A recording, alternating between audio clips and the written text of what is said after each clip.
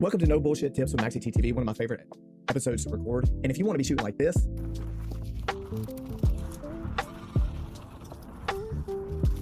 Surprised he didn't fool me there. got one down.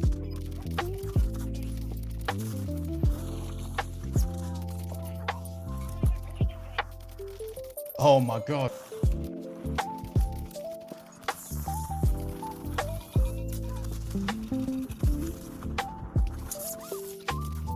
Then you're going to need the right settings. So just to be completely transparent, anytime I make a settings video, I like to emphasize that don't just copy and paste my settings.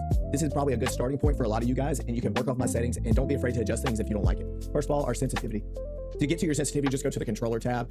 Just go to controller here, and sensitivity I use is very slow for most people. I use a 1.35 and a vertical stick sensitivity of 1.35. The reason I use a 1.35 on both horizontal and vertical is simply because I have an overclock controller at 8K, and I noticed that when I play at a lower sensitivity, it's just perfect for me. And this is the biggest setting that's going to be your preference. However, I would recommend not going below 1.25. That's the lowest I've seen a pro play, and I would not recommend going over 2.0. Honestly, if you were asking me in person, I would say probably don't go over 1.85. However, I do know some very good players that play on 2.0 and higher. So again, all preference. Dead zone, do not listen to this whole stick drift BS. As long as you're keeping your right thumb on your right thumb stick constantly, you can use 0-0 dead zone, no matter your stick drift. All right, now going to aim sensitivity multiplier. My ADS sensitivity, I have been using 1.00. Everything else I use 0.85.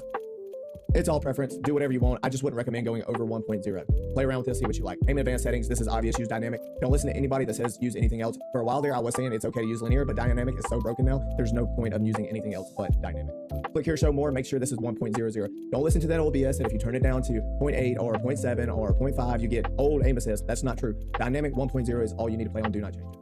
Also, your ADS sensitivity, transition timing, instant. Do not play on anything else. It should be instant. The last thing we're going to go over is your tactical sprint assist. Make sure your sprint assist is turned to tactical sprint assist, and do show more. Make sure your sprint assist delay is at 0, and make sure both of these are on. Also, turn off your corner slice. If you have it on, it will mess with your aim. Sometimes your player will do this little bob sensation when you're close to a corner, and there's no advantage to having corner slice on. So turn that off. Last thing I'm going to mention here is when you go to movement behaviors, you need to change tactical sprint activation to either single tap sprint or single tap run. Both of them are fine. I personally have been playing on single tap sprint. I noticed less dead slides with this, but if you have a problem with dead sliding, go back to single tap run. Just do not play on double tap.